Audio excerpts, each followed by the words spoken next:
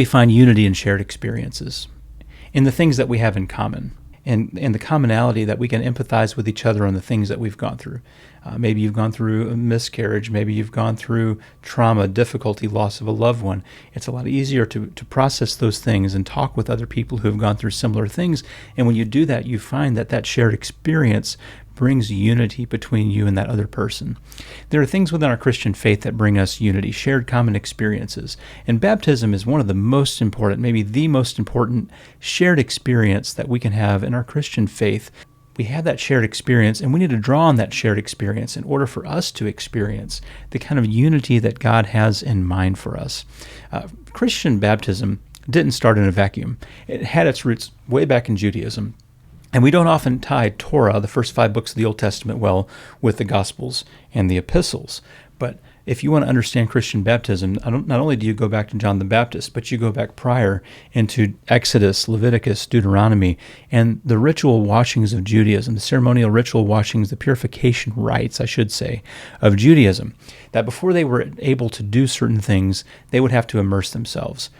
By the temple, archaeologists had found some years back mikvah, which are Jewish baptismal pools that the worshipers, before they would go up to the temple, say at Passover or different times, they would go down in the water, they would immerse themselves, and they would come back up. This was something that would be repeated within Judaism, within their lifetime, over and over and over again. They would experience this type of immersion, this purification rite. Christian baptism has its roots in that, but Christian baptism also has some very significant differences.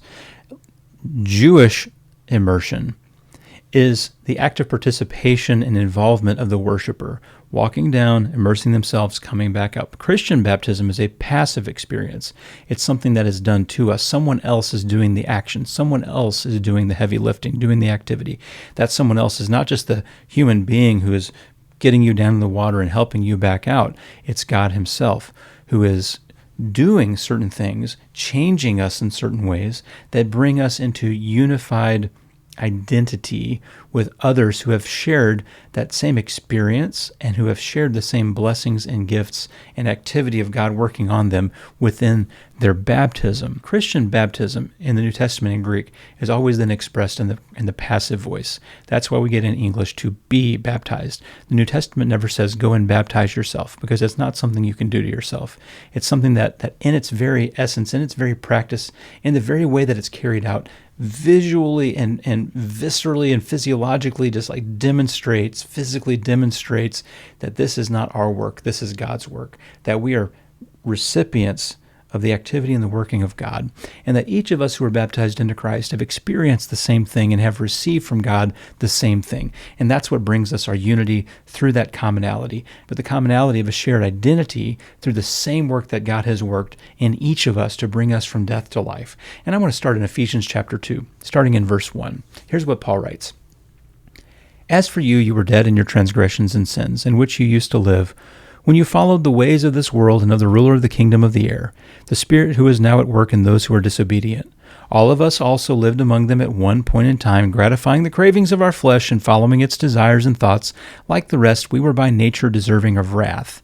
But because of his great love for us, God, who is rich in mercy, made us alive with Christ, even when we were dead in transgressions. It is by grace you have been saved, and God raised us up with Christ, and seated us with him in the heavenly realms in Christ Jesus, in order that in the coming ages he might show the incomparable riches of his grace, expressed in his kindness to us in Christ Jesus.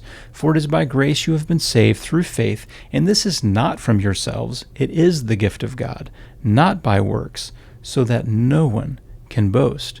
You see there, the action is God's action. God made us alive with Christ, verse 5. God raised us up with Christ, verse 6. This is the work of God, the action of God, recognizing that we were dead, that we were helpless. There was no power within us, no authority within us, no action within us that could make us alive again, but that through faith, that God then brings us alive, that God's power is at work within us, making us alive, raising us up, uniting us with Christ, giving us life. There's a spiritual reality that takes place, that God is working in us to do certain things that God has done for all of his children, all of his people. And we have this common experience and common transformation of our existence, of our being, even the forgiveness of our sins that we have in common, and the receipt of the Holy Spirit we'll talk about in just a moment, that we have in common, that brings us into spiritual unity and identity in Christ through the work of God, through our baptism. This brings us back to Ephesians chapter 4, verse 3, that we keep the unity of the Spirit through the bond of peace. Paul does not say we create the unity.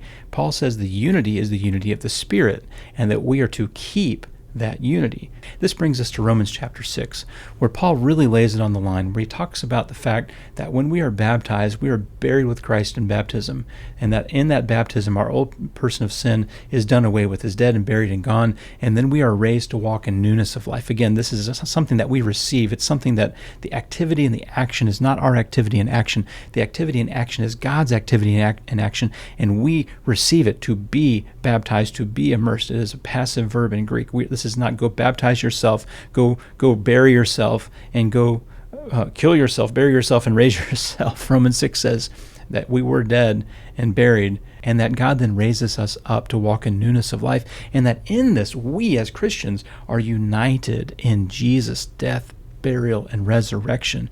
You and I, all the baptized Christians and baptized believers out there, have a unity in our baptism through the change, the transformation of our identity. The fact that we were dead and have been brought to life, Ephesians chapter 2, that we were dead and buried with Jesus, and then also reunited in his resurrection, Romans chapter 6. Colossians chapter 2, 11 through 12, Paul says that our baptism is the putting off of our flesh. He compares it to Jewish circumcision. It's the putting off of our flesh, and that we are then again buried with Christ and raised with Christ. This is our uniting with our Lord and Savior Jesus Christ. This is God's work, and he is working to change us. And we have this commonality of being those who have been changed by the work of God through our receiving of baptism. So Romans chapter 6 explains that we are united with Jesus. Acts chapter 2, verse 38 also says not only are we united with Jesus, we're united with the Holy Spirit of God. When the people who heard Peter's message in Acts 2 saying, what on earth, Jesus is raised, he's come back to life, he is the divine Son of God, the Messiah, what then are we to do? We've killed him and he's alive again, we made a mistake, we really goofed up, we've sinned, and they say, what shall we do? And Peter replies, he says, repent and be baptized, every one of you, in the name of Jesus Christ, for the forgiveness of your sins, and you will receive the gift of the Holy Spirit. Now we see that in our baptism, as we receive the activity and the action of God, that he is working on us to change us, to transform us, to clothe us, to forgive us, to unite us with Jesus in his death, burial, and resurrection, to take off the flesh, Colossians chapter 2, 11 and 12. That God now is also uniting us with the Holy Spirit, that the Spirit and the forgiveness of our sins is a gift that is given to us, that we receive the indwelling of the Spirit when we are baptized, and we find a commonality, a unity in our commonality, our common reception of the Holy Spirit. Remember last video, Cornelius in Acts 10, where Peter sees them receive the Spirit and says, we have this commonality now. We are sharing the Holy Spirit, what would keep them from being baptized just as we were baptized. There's a commonality in the receiving of the Spirit and in our immersion, in our baptism. And do you remember what follows? 3,000 people were baptized that day, were added to their number. And sometimes people get into how on earth could 3,000 people be baptized that quickly like that? But remember, going back to the ritual purification, they're in Jerusalem, and it's at Pentecost time. And they have to go through ritual purification. And the archaeology has found these baptismal pools, these mikvah, around the Temple Mount. It's entirely possible that Peter is delivering this sermon in a location where this baptismal activity is entirely possible, with many, many baptismal pools all around for these ritual cleansings now being used for Christian baptism, for the forgiveness of sins and the receipt of the Holy Spirit. And now remember what happens next. The unity of those first Christians is perfectly reflected in the very next thing that happens. Here's what Luke tells us in Acts chapter 2, 42. They devoted themselves to the apostles' teaching and to fellowship, to the breaking of bread and to prayer. Everyone was filled with awe at the many wonders and signs performed by the apostles.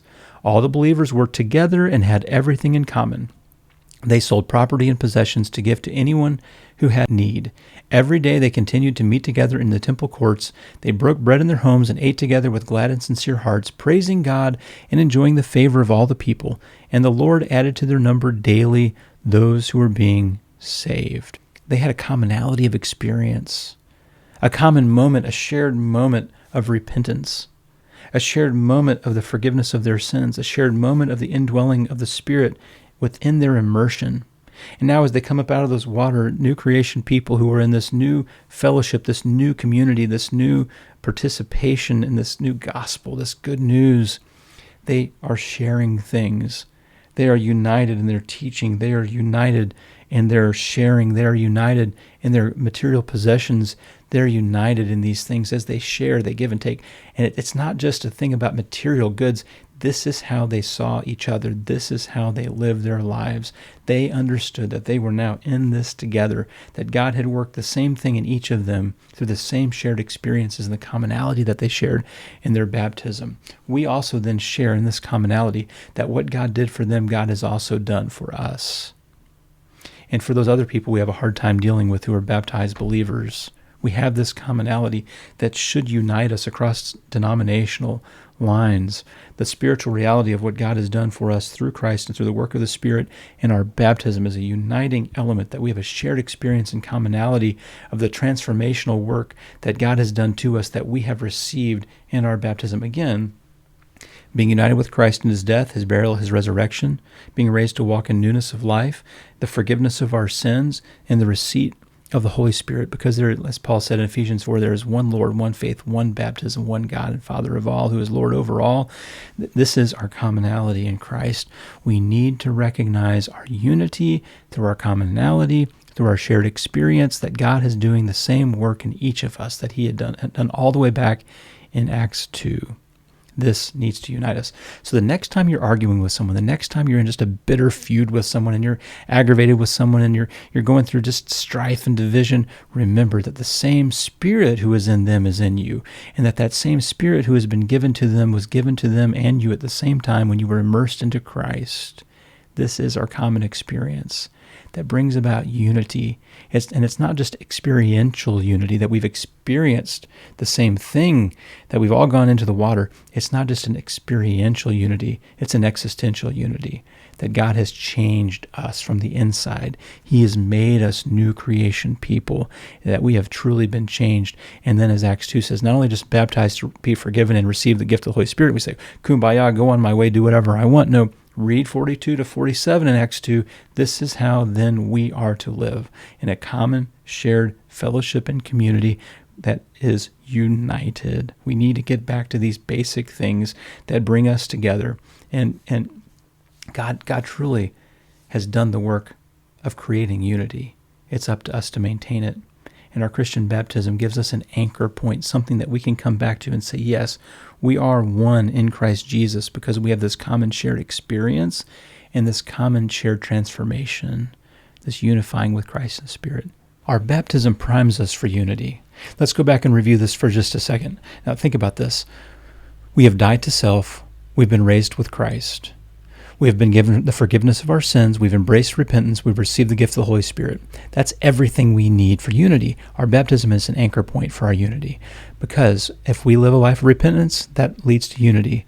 If we live a life of forgiveness, that leads to unity. If we live a life of putting away our old ways and our fleshly ways, like in Romans 8 and Galatians 5, that leads to unity. If we walk by the Spirit, also Romans 8 and Galatians 5, that leads to unity.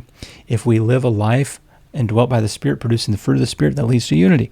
God, in our baptism, in our initiation, has primed us, has started us off, has launched us into a unified community, but through strife, struggle, division, fleshliness, worldliness, lack of forgiveness, lack of repentance, lack of leaning into the Spirit, we truly lack unity. Our baptism gives us all the reminders and all the anchor points we need to live a life of unity with our fellow Christians. I hope this is beneficial. I'm praying that this might bring Christians together, that we may pray for unity, that we may fast for unity, that we may pray for greater clarity to better define our core principles so that we know what our non-negotiables are, but that we can find unity in spite of our differences in peripheral matters, and that, again, we will remember that what God has brought together, let no man separate, as we say in weddings, and it's true in the church as well. God bless.